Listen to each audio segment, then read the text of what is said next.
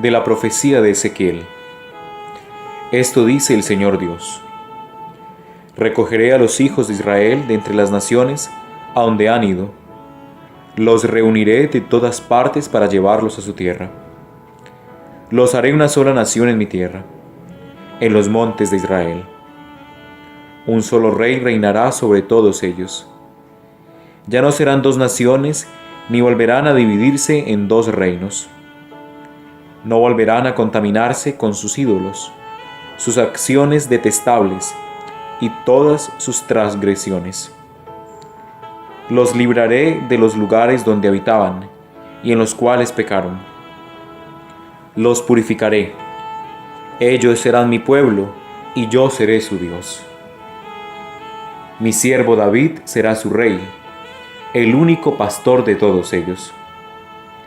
Caminarán según mis preceptos, cumplirán mis prescripciones y los pondrán en práctica. Habitarán en la tierra que yo di a mi siervo Jacob, en la que habitaron sus padres. Allí habitarán ellos, sus hijos y los hijos de sus hijos para siempre. Y mi siervo David será su príncipe para siempre.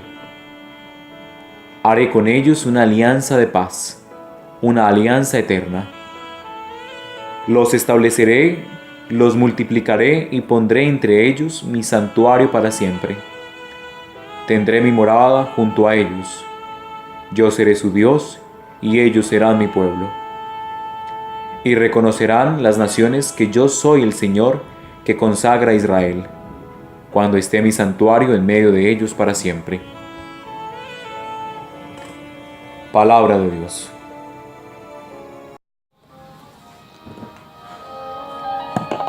El Señor guardará como un pastor a su rebaño. Escuchen, pueblo, la palabra del Señor. Anuncien en las islas remotas. El que dispersó a Israel lo reunirá, lo guardará como un pastor a su rebaño. Porque el Señor redimió a Jacob, lo rescató de una mano más fuerte. Vendrán con aclamaciones a la altura de Sión, afluirán hacia los bienes del Señor. Entonces se alegrará la doncella en la danza, gozarán los jóvenes y los viejos. Convertiré su tristeza en gozo, los alegraré y aliviaré sus penas. El Señor guardará como un pastor a su rebaño. Del Santo Evangelio según San Juan. En aquel tiempo muchos judíos que habían venido a casa de María, al ver lo que había hecho Jesús, creyeron en él. Pero algunos acudieron a los fariseos y les contaron lo que había hecho Jesús. Los sumos sacerdotes y los fariseos convocaron el Sanedrín y dijeron: ¿qué hacemos? Este hombre hace muchos signos. Si lo dejamos seguir, todos creerán en él, y vendrán los romanos y nos destruirán el lugar santo y la nación. Uno de ellos, Caifás, que era sumo sacerdote aquel año, les dijo: ustedes no entienden ni palabra, no comprenden que les conviene que uno muera por el pueblo y que no perezca la nación entera. Esto no lo dijo por propio impulso, sino que por ser sumo sacerdote aquel año, habló proféticamente, anunciando que Jesús iba a morir por la nación, y no solo por la nación, sino también para reunir a los hijos de Dios dispersos. Y aquel día decidieron darle muerte. Pero Jesús ya no andaba públicamente entre los judíos, sino que se retiró a la región vecina al desierto, a una ciudad llamada Efraín, y pasaba allí el tiempo con los discípulos. Se acercaba la Pascua de los judíos, y muchos de aquella región subían a Jerusalén antes de la Pascua para purificarse. Buscaban a Jesús y estando en el templo se preguntaban: ¿qué les parece? ¿Vendrá a la fiesta? Los sumos sacerdotes y fariseos habían mandado que el que se enterase de dónde estaba les avisara para prenderlo. Palabra del Señor.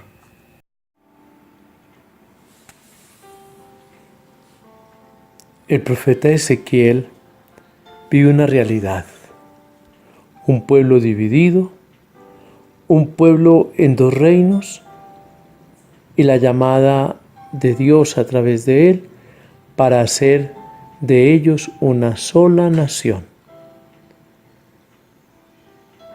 Igual puede suceder en el Evangelio de este último sábado de Cuaresma.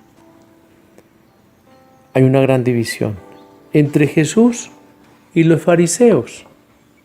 Jamás se van a poner de acuerdo los sacerdotes y fariseos del pueblo de Israel con Jesús. Va a ser un diálogo imposible y no conciliable, jamás. Porque ellos tienen sus criterios, sus miradas y no aceptan a Jesús. Siempre el que llega con algo nuevo para darle una nueva visión, introducir un aire diferente, dar sentido mejor a las cosas, es mal mirado. Y Jesús fue mal mirado hasta llegar el momento en que se decide por boca del sumo sacerdote de ese año, Caifás, que era necesario que un hombre muriera por el pueblo y no que la nación entera pereciera. Si bien es cierto, eso no lo dice de cuenta de él, sino porque ya era el sumo sacerdote aquel año y cumplía con la profecía. Bien es cierto que la muerte de Jesús no va a salvar una nación, va a salvar la humanidad entera. El que le ha dado la vida a Lázaro, ahora va a dar la vida por todos los hombres que lo acepten y crean en él. Y entonces Jesús es ahora el motivo de la unidad. Es el que va a recoger al pueblo de Dios disperso por el mundo entero, en donde ya no se contará la raza, ni la genealogía, ni la genética. Se contará es la fe. Y así Él hará las veces de un pastor que cuida, que guarda al rebaño de Dios. Y por eso la llamada es para todos los pueblos. De allí que esta Pascua no es Pascua judía, esta es Pascua cristiana. Y la celebraremos entonces teniendo todo este trasfondo histórico, teológico de la pasión de Jesús. Ya los sumos sacerdotes se han puesto de acuerdo. Hay que salir de él, hay que buscar quien nos ayude para que nos informe dónde lo vamos a capturar. Y se hace toda la expectativa de lo que va a ser la pasión. En conclusión, ¿por qué Jesús muere? Jesús muere porque no se le acepta sus signos ni sus mensajes, y especialmente el dar la vida. Y entonces, como no se le acepta que dé la vida, por eso se le quita la vida. Y se cumple lo que el prólogo del cuarto evangelio que hemos venido leyendo a lo largo de estos días ha dicho en Navidad. Vino a los suyos y los suyos no lo recibieron, pero a quienes lo reciben les da el poder de ser hechos hijos de Dios, no engendrados de carne ni de sangre ni de voluntad humana, sino de Dios.